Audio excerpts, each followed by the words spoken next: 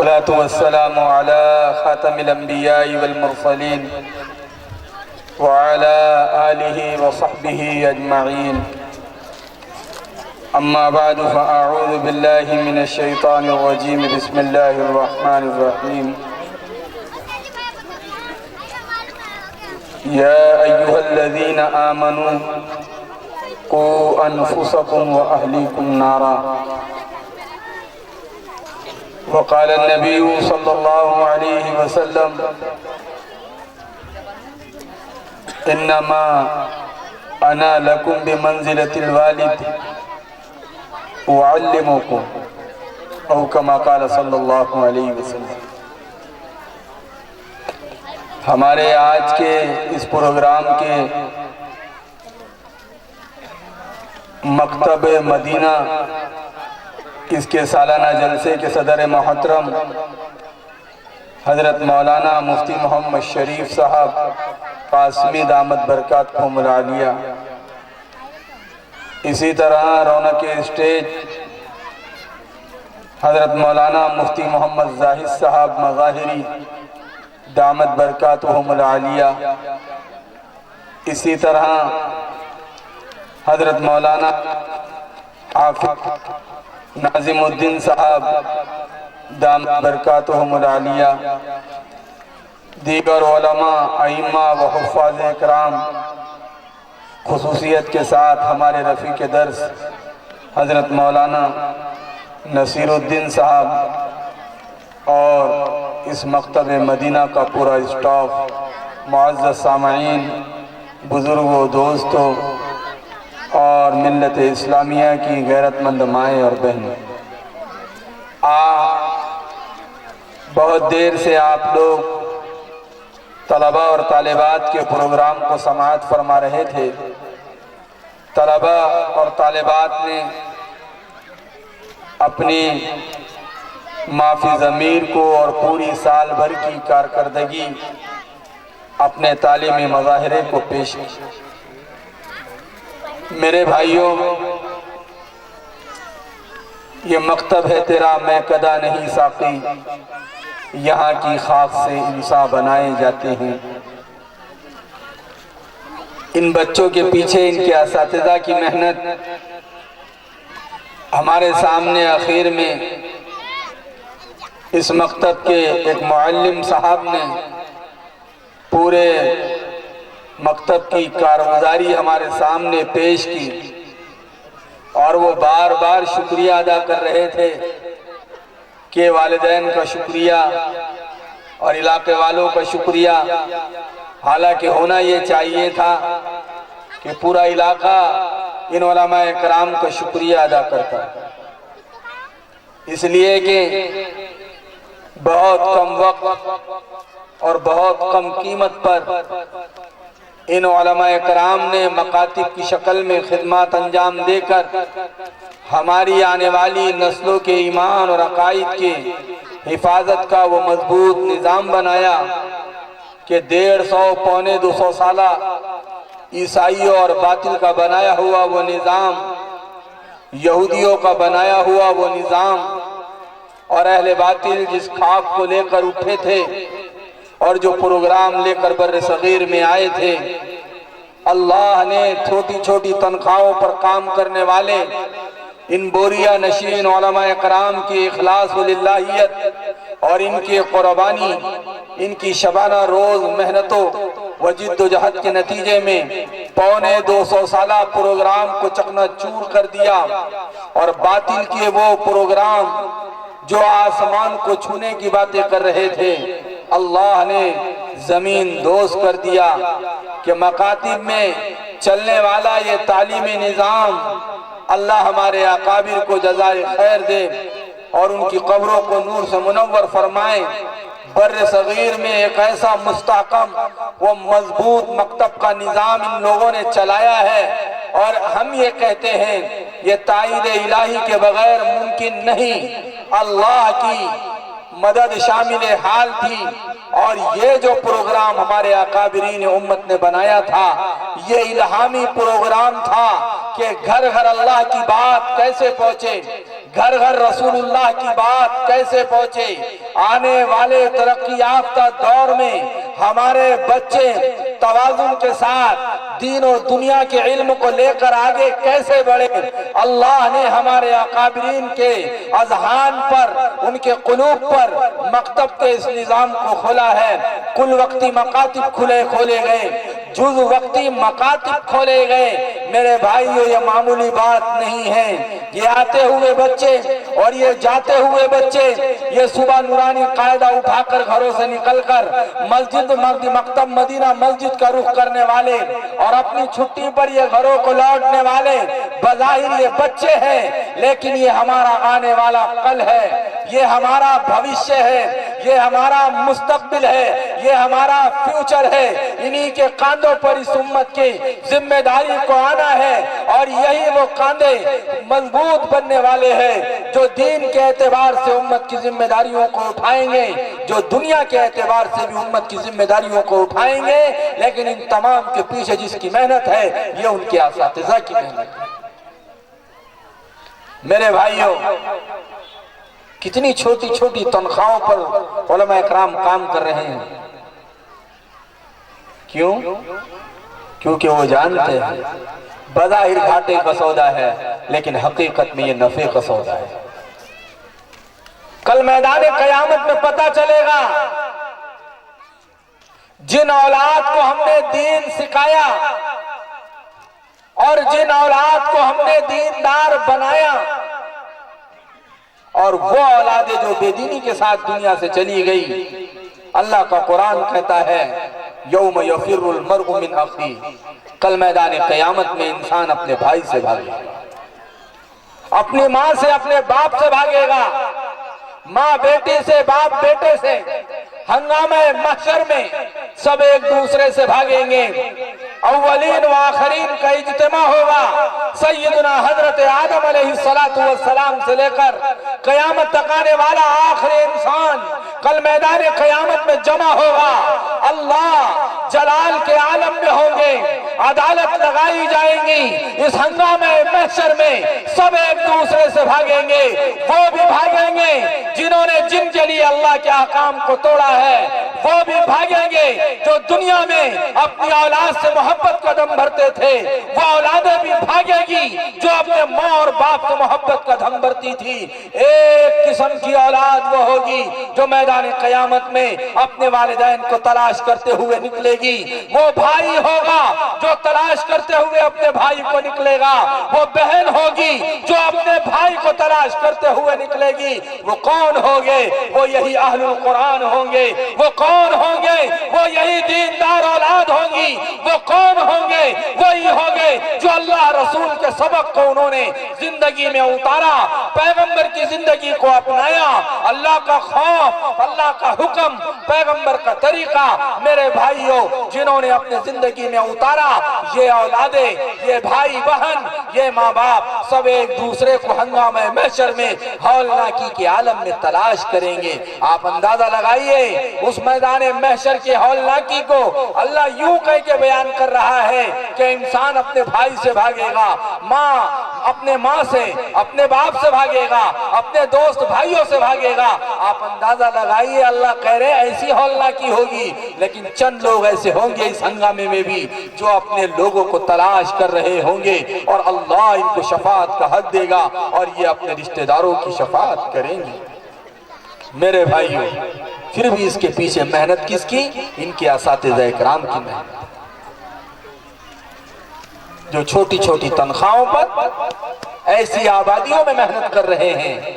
آپ کو تو الحمدللہ آباد علاقہ ہے، ذرا نکلو ان علاقوں کا دورہ کرو جہاں سیلم کے علاقے کو ہے، روز مزدوری کرنے والے، جھوپڑیوں میں رہنے والے، وہاں پر جا کر علماء اکرام، حفاظ اکرام، ائمہ اعظام محنت کر رہے ہیں۔ کس لیے؟ میرے بھائیوں، یہ وقت بڑا نازک ہے، امت کے ایک ایک فرد کے ایمان اور عقیدے کی سلامتی اور اس کے صحیح رہنے اور ایمان کے مضبوط ہونے اور اس کے باقی رہنے اور ایمان کے ساتھ دنیا سے جانے کی ایک محنت ہے۔ میرے بھائیوں، اس لیے یہاں بیٹھے ہوئے والدین سے ہم ایک گزارش کریں، اس لیے کہ میرے بعد بھی علماء اکرام آپ سے خطاب فرمائیں گے، اور وقت بھی بہت زیادہ ہو رہا ہے چونکہ قانون کے اعتبار سے 10 بجے، لیکن کچھ دوستوں کی مراعات ہے، محبتیں ہیں، کچھ گنجائش چند منٹوں کی نکل آتی ہیں، تو ہم آپ کو چند باتیں والدین کے لیے، یہ جو اولاد اللہ نے جن کی گودوں میں ڈالا ہے، یہ اولاد نبی رحمت صلی اللہ علیہ وسلم کا فرمان ہے، تمہاری کمائیوں میں تمہاری سب سے بہتر کمائی تمہاری اولاد ہے۔ اللہ نے اس کو کمائی، پیغمبر نے اس کو کمائی قرار دیا ہے۔ یہ اولادیں نعمت بھی ہے اور امانت بھی۔ کل میدان قیامت میں اللہ تعالیٰ ان نعمت کے بارے میں بھی پوچھے گا، امانت کے بارے میں بھی پوچھے گا، بتاؤ تم نے اپنے اولاد کے دین کی کتنی فکر کی۔ لیکن یہاں پر ایک بات میں کہتے کہتے چلوں، شاید کہ کم وقت میں زیادہ بات سمجھ میں آ جائے۔ نبی رحمت صلی اللہ علیہ وسلم جو نظام لے کر آئے، آج اگر ہم دیکھیں مکتب میں بچہ جب آتا ہے اس کی عمر 3 سال کے اوپر ہوتی ہے، 10 سال سے پہلے لڑکا ہو اور لڑکی ہو تو 8-9 سال سے پہلے وہ قرآن قاعدہ ختم کر کے نکل جاتی ہے، اپنے گھر چلی جاتی ہے۔ یہ ان کے لاشعوری کا وقت ہوتا ہے، ابھی ان کا شعور برابر بیدار نہیں ہوا۔ لیکن کیا بات ہے کہ جیسے ہی یہ شعور کو پہنچتی ہیں، جیسے ہی ملت کی وہ بیٹیاں جو ابھی ماشاءاللہ اسکارف میں اور پردے میں نظر آ رہی ہیں، اور قوم کے وہ بچے اور وہ بیٹے ٹوپیوں میں اور صالحین و مقربین کے لباس میں نظر آ رہے ہیں، کیا ہو جاتا ہے کہ جب یہ شعور کو پہنچ جاتے ہیں تو آج ملت کی بیٹیاں سب سے پہلے اپنے سروں سے دوپٹے کیوں نوچ کے اتار کے رکھ دیتی ہیں، اور قوم کے یہ بچے سب سے پہلے شعور میں پہنچنے کے بعد جب یہ ہوش مندی میں آتے ہیں، جب یہ دنیا دیکھتے ہیں، ان کو عقل اور سمجھ کمال کی طرف چلتی ہے، تو یہ اپنے سروں سے ٹوپیاں نوچ کر محرابوں میں کیوں ڈال دیتے ہیں؟ سوال یہ ہے اس کی وجہ کیا ہے؟ آج بگاڑ کہاں ہے؟ ان کے مکتب میں یہ بیٹھی تھی تو اسکارف لگا کے بیٹھی تھی، مکتب میں یہ بیٹھا تھا تو ٹوپی لگا کے بیٹھا تھا، لیکن جیسے ہی اپنے گھروں پر جاتے ہیں تو سب سے پہلے یہ اپنے سروں سے جس چیز کو نکالتے ہیں، لڑکیاں اسکارف نکالتی ہیں، لڑکے ٹوپیاں نکالتے ہیں، اور سب سے پہلے محراب کی زینت بناتے ہیں۔ میرے بھائیوں، میں والدین سے ایک بات کہنا چاہتا ہوں، تعلیم برائے تعلیم، اور تعلیم فقط تعلیم، اس سے نتیجہ حاصل ہونے والا نہیں۔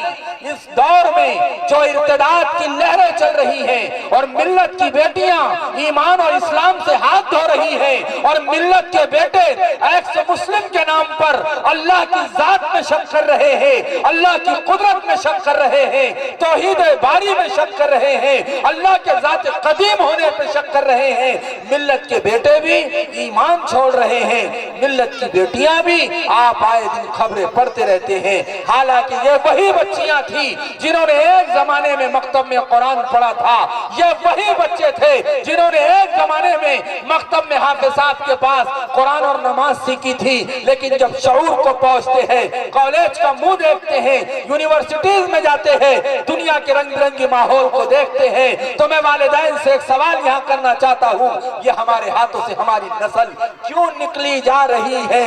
اس کی وجہ پر ہمیں غور کرنا ہے، اور اس وجہ کو ہم اس طرح بیان کرتے ہیں کہ اگر تعلیم ارتداد کو روک دیتی تو مرتد ہونے والی وہ بیٹیاں جو قرآن پڑھنا جانتی اسلام کبھی نہ چھوڑتی۔ اگر تعلیم الحاد اور بے دینی کو روک دیتی تو میرے بھائیوں، ملت کے بیٹے اسلام کبھی نہ چھوڑتے۔ لیکن اس کی وجہ کیا ہے؟ اس کی اصل وجہ یہ ہے جس کو ایک مثال سے ہمیں سمجھنا ہو۔ جب ہمارے بدن پر پھوڑا نکل آتا ہے، اس پھوڑے پھنسی کے لیے کا ریئیکشن اور اس کا انفیکشن اور اس کا غلط اثر باگروں کی شکل میں ظاہر ہوتا ہے۔ وہ باگرے کبھی بغل میں آتے ہیں، وہ باگرے کبھی ران کے پاس آتے ہیں جس کو ہم جان کہتے ہیں، پیشاب کی جگہ اور مانڈی کے قریب بیچ میں وہ باگرے آتے ہیں۔ مجھے بتائیں کوئی عقل مند کبھی تھوڑی پھنسی چھوڑ کر باگروں کا علاج کرتا ہے؟ باگرے تو رد عمل ہے، تھوڑی پھنسی کا ہر کوئی علاج کرتا ہے۔ پھوڑے پھنسی کا، اور باغرے خود بخود زخم اور پھوڑے اور پھنسی کے اچھے ہو جانے پر باغرے خود بخود ختم ہو جاتے ہیں۔ ہمارا حال یہ ہے کہ ہمارے درمیان میں، ہمارے سماج میں، ہمارے گھروں میں، ہماری اپنی زندگیوں میں، ماں اور باپ کی زندگی میں بے دینی کے پھوڑے پھنسیاں ہیں اور باغرے اولاد کے بے دینی کی شکل میں ظاہر ہوتے ہیں۔ تو اصل علاج تو والدین کا کرنا ہے۔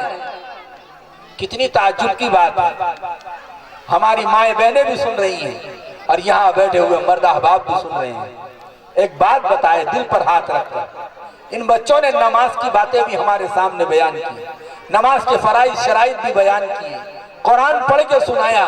حالانکہ ان میں شاید ہی کوئی ایسا بچہ ہوگا لڑکوں میں، لڑکیاں تو ہے ہی نہیں، لڑکوں میں کوئی ہوگا جو بالغ ہونے کے قریب ہوگا، لیکن باقی سب کی عمریں کم ہیں۔ ابھی ان پر اللہ کا حکم نماز متوجہ نہیں ہوا، شریعت کے احکام ان کی طرف متوجہ نہیں ہوئے، لیکن افسوس کی بات یہ ہے کہ شریعت کی وہ ساری باتیں جو ان کے ماں باپ کو یاد ہونی چاہیے تھی وہ ان بچوں کو یاد کرائی گئی ہے، اور ماں باپ ان چیزوں سے کورے اور خالی ہے۔ جن پر نماز فرض ہے وہ بیٹھ کر سن رہے اور تالی بجا رہے ہوں گے، اور جن پر نماز فرض نہیں وہ نماز کے فرائض سیکھ رہے ہوں گے۔ میرے بھائیو اندازہ لگائیے، جب یہ مکتب میں نماز سیکھ کر بے دین بے نمازی والدین کے درمیان میں جاتے ہوں گے تو بتاؤ یہ نماز پر کیسے باقی رہیں گے؟ پھر تعلیم تو برائے تعلیم، تعلیم سے ہم ارتداد نہیں روک سکتے۔ بچوں کے تعلیم اور تربیت کا رخ ایک ہی طرف ہونا چاہیے۔ تعلیم کسے کہتے ہیں؟ آپ جانتے ہیں شیطان، اس کو اللہ نے اتنا علم دیا تھا، روایات میں اس کو معلم الملکوت قرار دیا گیا، فرشتوں کا بھی استاد تھا شیطان، برائے علم، لیکن تربیت نہیں تھی، ادب نہیں تھا، اس لیے راندہ درگاہ ہوا، اللہ کی رحمت سے دھتکارا اور پھٹکارا گیا، اللہ کی رحمت سے دور کر دیا گیا۔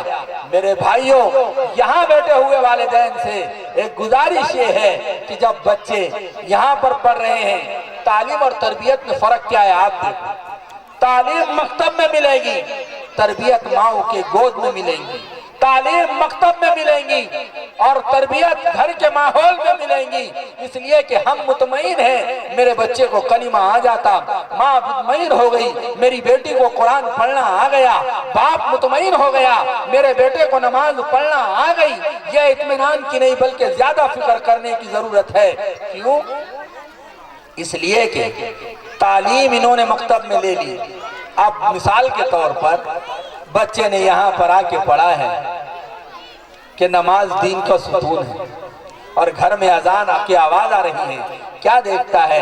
دادا کے ہاتھ میں ایک بڑا موبائل، دادا اپنے پلنگ پہ پڑے ہوئے سیریل دیکھ رہے ہیں، دادی کے ہاتھ میں ایک موبائل، اور دادی بھی پاکستانی سیریلوں میں لگی ہوئی ہے، اور اماں کے ہاتھ میں ایک موبائل، اور اماں بھی موبائل میں یوٹیوب میں لگی ہوئی ہے، اور بیٹی نے یہ مکتب میں پڑھ کے آیا ہے، اور صلاۃ عماد الدین، پیغمبر نے فرمایا نماز دین کا ستون ہے۔ بتاؤ بلگاؤں والوں، جب یہ بچی اپنے استاد سے یہ تعلیم لے کر گھر پر جائے گی تو اس تعلیم کے مطابق گھر کا ماحول اسے ملنا چاہیے، اگر نہ ملا تو وہ یہ سوچے گی نماز چھوڑنا گناہ ہے یا تعلیم لینا گناہ ہے۔ نماز کے بارے میں تو میں پڑھ کر آئی، نماز دین کا ستون ہے، جو نماز چھوڑ دیتا ہے، جو نماز چھوڑ دیتا ہے، کفر اور ایمان کے درمیان میں حد فاصل نماز ہے۔ بتاؤ اسے اپنے گھر کے لوگوں کا عمل ایک طرف نظر آئے گا اور ایک طرف استاد جی کی بات یاد آئے گی، وہ سوچے گی استاد کی بات صحیح ہے کہ مسلمان بالغ ہونے کے بعد نماز نہیں چھوڑتا، جو نماز نہیں پڑھتا یا تو وہ نابالغ ہوگا، جو نماز نہیں پڑھتا یا تو وہ اپنے مخصوص ایام میں وہ گھر کی عورتیں ہوگی، جو نماز نہیں پڑھتا وہ پاگل جو ہوتا ہے وہ نماز نہیں پڑھتا۔ تو بچہ دیکھے گا دادا تو اچھے ہیں، پاگل تو نہیں ہیں، ابا بھی پاگل نہیں ہیں، اور بچوں کے دماغ میں الگ الگ باتیں آئیں گی۔ مجھے بتاؤ ان کو گھر میں تب نماز کا ماحول اور نماز کی تربیت نہیں ملی تو مجھے بتائیں کیا یہ نماز بچوں کو کفر سے روک سکتی؟ نہیں۔ جب بچہ گھر سے مکتب سے پڑھ کے جا رہا ہے تو گھر میں اذان ہوتے سے ہی سب کی زبان پر اذان کا جواب جاری ہونا چاہیے، سارے گھر کی مستورات وضو کا لوٹا لے لینا چاہیے، گھر کے مرد احباب مسجد کی طرف نکلنا چاہیے۔ لیکن افسوس کی بات ہے ابا بازار کے के चबूतरे में मस्जिद के सामने बैठे हैं और बेटे के गौस पाक बनने का इंतजार कर रहे हैं। अब्बा कहवा खाने में बैठे हुए हैं, दादा अखबार लेकर बैठे हुए हैं, मगरिब की अजान हो रही है और दादा पोतरे को कहते हैं बेटा जरा नमाज को चले जाइए। मुझे बताए क्या ये तालीम असरअंदाज होगी माशरे पर? क्या सोसाइटी पर ये तालीम असरअंदाज होगी? नहीं। अगर हम इस नस्ल को कुफ्र से बचाना चाहते हैं, शिर्क से बचाना चाहते हैं, इर्तिदाद से बचाना चाहते हैं, अगर हम ये चाहते हैं कि हमारा मर जाने के बाद हमारी औलादें दीन पर बाकी रहे और दीन पर जिंदा रहे, तो सबसे पहले बाप को नमाजी बनना होगा, माँ को नमाजी बनना होगा। दीन और ईमान और इस्लाम के मुज़ाकरे और इसकी महफिलें और मजलिसें अपने घरों में लगानी होंगी। मेरे भाइयों, बड़े अफसोस की बात है, बच्चा यहाँ सीख कर जाता है। क्या सीख कर जाता है? बच्चा सीख कर जा रहा है कि देखो झूठ बोलना हराम है, झूठ नहीं बोलना। अल्लाह ने कुरान में फरमाया कि झूठ बात से बचो, और जो झूठ बोलता है अल्लाह की रहमत उससे दूर, फरिश्ते उससे दूर हो जाते हैं उसके बदबू की वजह से। मेरे भाइयों, अंदाजा लगाए, मौली नसीर साहब ने बच्चे को ये पढ़ा दिया।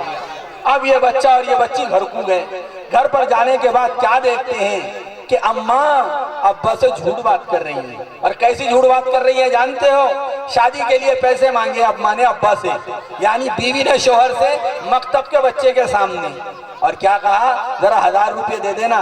भाई क्यों, क्या काम है? कहा शादी है, मैं कपड़े लेकर आती हूँ। तो माँ ने बच्चे का या बच्ची का हाथ पकड़ा, बाजार लेकर गई और बाजार में जाकर 600 रुपये का सूट खरीदी और बच्चे से आते आते कहने लगी तेरे बाप को 800 का बोल दो। लाते लाते जहन बना दिया। अब बच्ची हाथ पकड़ के घर पर आई, बेटा घर पर आया, जहन देखने तो बोल देगा हंसना नहीं, देखो हंसना नहीं, देख मेरी पोल खोलना नहीं। बच्चे को भी मालूम अम्मा ने 800 का नहीं 600 का सूट खरीदा है, लेकिन अब्बा से 1000 रुपये लेकर आई है और मुझे भी कह रही है 800 का बोल दो, क्योंकि माँ को 200 रुपये का घोटाला करना है, 200 रुपये बचाना है। अब बच्चा बच्ची जब माँ का हाथ पकड़ के घर पर आए, बाप ने पूछा बच्चे के सामने अपनी बीवी से कितने का मिला? तो माँ ने कहा 800 का। बच्चे ने उससे ज्यादा एतमाद के साथ कहा हाँ अब्बा 800 का मिला। इतना कॉन्फिडेंस झूठ बोलने पर। अच्छा ठीक है, सुबह ही मकतब में मौलवी नसीरुद्दीन साहब ने यह पढ़ाया था कि झूठ बोलना हराम है। अब बच्चा कंफ्यूज हो गया। दूसरे दिन अम्मा ने बच्चे को भेजा, कहा सब्जी लेकर आओ। 50 की नोट दी। जब 50 की नोट दी तो कहा कि लो तुम 50 रुपए लेकर जाओ और टमाटर लेकर आओ। बच्चे ने 20 रुपए किलो टमाटर लिए और अम्मा को आके कहता है कि 40 रुपए किलो मिले। मुझे बताएं, ऐसे समाज और ऐसी सोसाइटी से झूठ खत्म हो सकता है? जिस कौम की माँ बच्चों को अमली तौर पर झूठ बोलना और घोटाला करना सिखा रही है, मुझे बताएं, जब हम झूठ से पाक माशरा चाहते हैं, लूट से माशरा चाहते हैं, करप्शन से पाक माशरा चाहते हैं। कितनी अच्छी मिसाल किसी ने दी थी। स्कूल में ऐलान हुआ कि एग्जाम फीस लेकर आना, एग्जाम फीस लेकर आना। कितनी का हुकूमत की तरफ से एग्जाम फीस का ऐलान हुआ कि 10-10 रुपये लेकर आना। हेड मास्टर आए, कहने लगे 20-20 लेकर आना। जाओ टीचर होगा क्लास में जाओ 20-20 रुपए जमा करो। क्लास टीचर क्लास में आए, कहने लगे पोट्टो कल 30-30 रुपए लेकर आना। बच्चों ने भी और बच्चियों ने भी 30-30 रुपये। अब ये बच्चे बच्चियां भी इस जमाने के थोड़ी है, ये कंप्यूटर के जमाने की औलादे हैं। ये इस जमाने की नहीं है, ये कंप्यूटर के जमाने की औलादे हैं। ये भी घर को गए, ये कहने लगे अम्मा स्कूल एग्जाम आ रहे हैं और इम्तिहान फीस 40-40 रुपए मंगाए। तो मां से तो हाथ आगे थी, तेरे अब्बा को काम पर से आन दे, मैं उनसे पैसे लेके देती। अब्बा रात में आया, कहने लगा बच्चे को 50-50 रुपए मंगाए। मुझे बताओ ऊपर से लेके नीचे तक करप्शन ही करप्शन, हर छोटा बड़ा उसमें मुब्तला है। कहां से करप्शन दूर होगा? कहां से दुआएं कबूल होंगी? कहां अमल कबूल होंगे? कहां मुआशरा पाक होगा? हर छोटे बड़े फर्द को, उम्मत को आगे आना होगा। हम कौन सा मुआशरा चाहते हैं? हम वो मुआशरा चाहते हैं जो पैगंबर अलैहिस्सलातु वस्सलाम ने मदीना मुनव्वरा में कायम फरमाया था। हम कौन सा मुआशरा चाहते हैं? वो معاشرہ چاہتے ہیں جس معاشرے کے متعلق اللہ رب العزت نے فرمایا السابقون الاولون من المہاجرین والانصار والذین اتبعهم باحسان رضی اللہ عنہم ورضوا عنہ کہ اللہ ان سے راضی، اللہ سے راضی۔ ایسا پاک پاکیزہ معاشرہ تیار کیا جو لوٹ جھوٹ کھسوٹ ہر طرح کے نشے شراب افیم چرس گانجا ہر طرح کی بے حیائی سے پاک آزاد تھا۔ میرے بھائیو اللہ کے حکموں کو پیغمبر کے طریقے پر پورا کرنا جانتا تھا۔ اس لیے ہم یہاں گزارش کریں گے، آخری بات کہہ کر اپنی بات ختم کر دوں، یہاں بیٹھے ہوئے والدین سے گزارش ہے میرے بھائیو بچے جو پڑھ رہے ہیں ان کو گھر میں وہ ماحول دو، گھر کے اندر وہ ماحول کو تیار کرو، ایسا دینی ماحول بنائیں کہ بچے کی تعلیم اور گھر کا ماحول ان میں کوئی مماثلت اور مطابقت ہو، ورنہ تو تعلیم جا رہی ہے مدینہ کی طرف اور تربیت جا رہی ہے گھروں کی امریکہ کی طرف، اس میں کوئی جوڑ بیٹھنے والا نہیں ہے۔ باپ کیا کہہ رہا ہے جانتے ہو؟ باپ یہ کہہ رہا ہے کہ میرے بچہ 18 سال کا ہے اور گٹکا کھانا شروع کر دیا، حالانکہ جب باپ گٹکا کھا رہا ہے اسی بچے کے ہاتھ سے گٹکا منگواتا ہے۔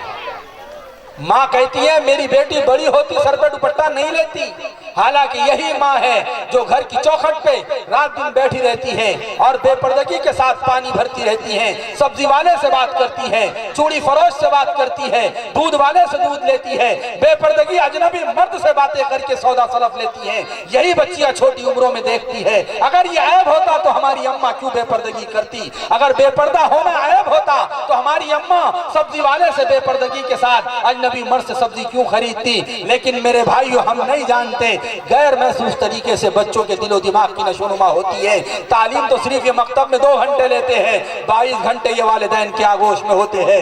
کیا یہی بے دین آغوش ان بچوں کے دین کی حفاظت کر سکتی ہیں؟ کیا یہی بے دین باپ اپنے بچوں کے دین کی حفاظت کر سکتا ہے؟ کیا یہ بے دین ماں اپنے بچوں کے دین کی حفاظت کر سکتی ہیں؟ نہیں۔ سب سے پہلے ہمیں ذمہ دار بننا ہوگا اور ذمہ داری کے ساتھ ہمیں اپنے نسل کو پروان چڑھانا ہوگا۔ نماز کی تعلیم مکتب میں ملے گی، نماز کا عملی نمونہ گھر میں دکھنا چاہیے۔ سچائی کی تعلیم مکتب میں ملیں گی، سچائی کا نمونہ گھر میں ملنا چاہیے۔ حیا کی تعلیم مکتب میں ملیں گی، حیا کا عملی نمونہ گھر میں ملنا چاہیے۔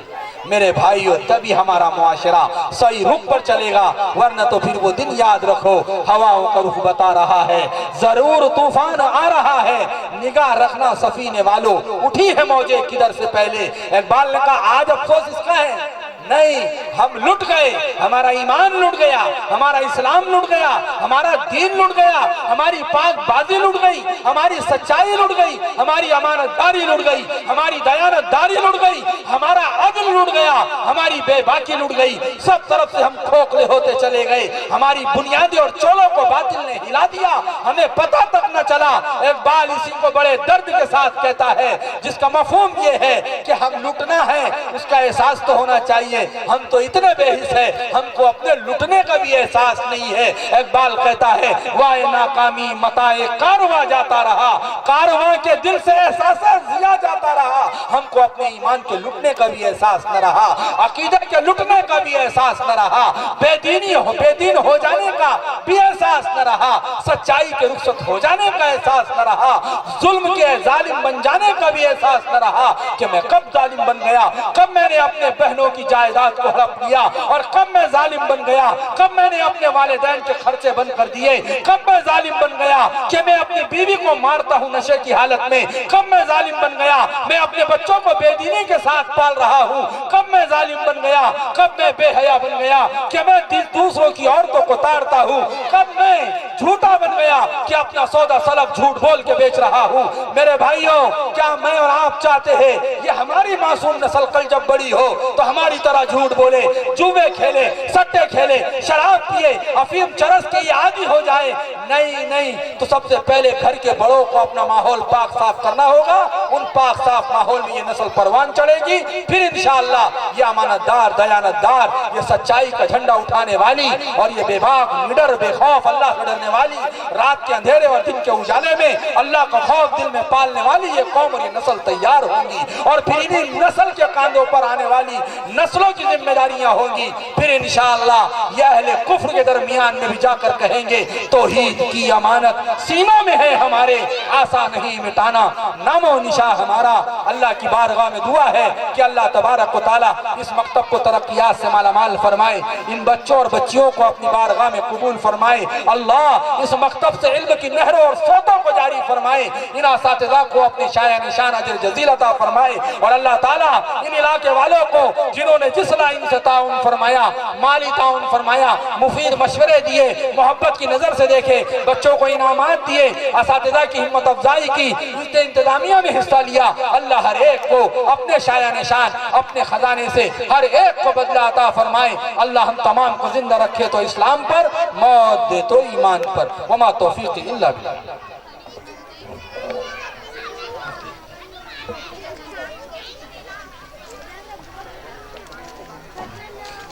اچھا یہ دیکھو ایک کام رہ گیا،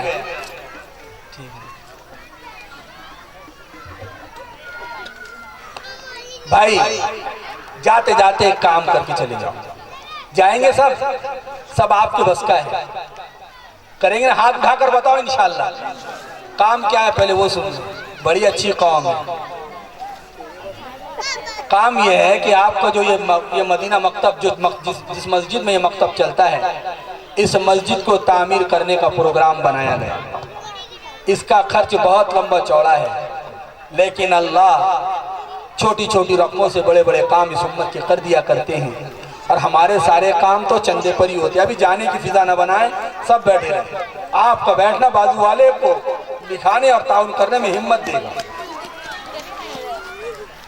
ہم یہ مسجد، یہ مدینہ مکتب، اس میں ہمارا کچھ لگ جائے، صحیح بخاری میں روایت موجود ہے، نبی رحمت صلی اللہ علیہ وسلم نے فرمایا، من بنا للہ مسجدا بنا اللہ لہ بیتا فی الجنہ، اللہ کے لیے جو دنیا میں گھر بنائے گا، اللہ اس کے لیے جنت میں گھر بنائے گا۔ ہماری جانب سے کچھ نہ کچھ لگنا چاہیے۔ سب سے عقل مند آدمی وہ ہے جو اپنی زندگی میں اپنا ایصال ثواب کر کے جائے، اپنے آنکھوں سے اپنے ہاتھوں سے دے کے جاؤ، اپنے سامنے اپنا ایصال ثواب دو۔ اور ہماری ایک غلط فہمی کیا ہے، ہم سمجھتے ہیں مرحومین کے نام سے ہی ایصال ثواب ہوتا ہے، کہ نہیں، زندے بھی ایصال ثواب کر سکتے ہیں۔ بھئی یہ میرے ایصال ثواب کے لیے، یہ میرے ذخیرے آخرت کے لیے ایک اینٹ لگا دو، قیامت تک نمازیں ہوتی رہیں گی، قیامت تک آنے والی نسل ایمان اعمال اور قرآن پڑھتی پڑھاتی رہیں گی، سب کا ثواب ہمارے قبروں میں آتا رہے گا، زندگی میں ملتا رہے گا۔ اس لیے ہمت کر کے بڑی بڑی رقمیں لکھاؤ انشاءاللہ۔ آپ کو لکھانا ایک بار ہے اور دینا بار بار ہے، لکھاؤ انشاءاللہ۔ بڑی بڑی رقمیں درمیان میں کوئی ساتھی کھڑے ہو جائے، وہ پیچھے والے ساتھی کیا بولے، 5 لاکھ 50,000 سلیم بھائی مہسا والوں کی طرف سے 50,000 روپے، سلیم بھائی مہسا والوں کی طرف سے، لقمان شاہ صاحب کی طرف سے 50,000 روپے، لقمان شاہ صاحب 50,000 روپے۔ اللہ تعالیٰ دنیا آخرت میں بہترین بدلہ عطا فرمائے، اللہ ان کے مرحومین کی مغفرت فرمائے، اللہ ان کے زندوں کو صحت عطا فرمائے، اللہ ان کی تجارت میں برکت عطا فرمائے، بولو آمین۔ اور بتاؤ، شیخ خلیل چوڑی والے 50,000 روپے، شیخ خلیل چوڑی والے 50,000 روپے۔ اور بتاؤ بھائی،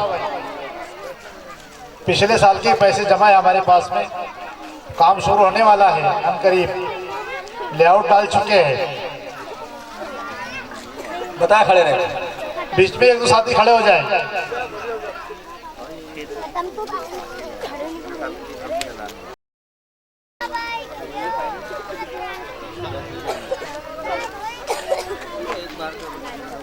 بتائے بھائی، ہمت کر کے بتائے۔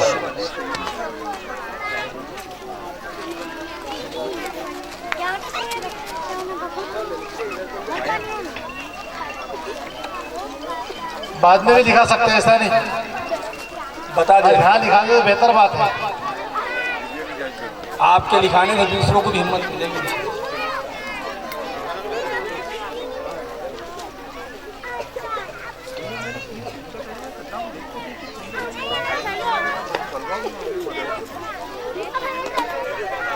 فاروق بھائی چکی والوں کی طرف سے 10,000 روپے، فاروق بھائی چکی والے 10,000 روپے، محمد شعیب صاحب بندیرہ 1100 روپے، محمد شعیب صاحب بدنیرہ 1100 روپے،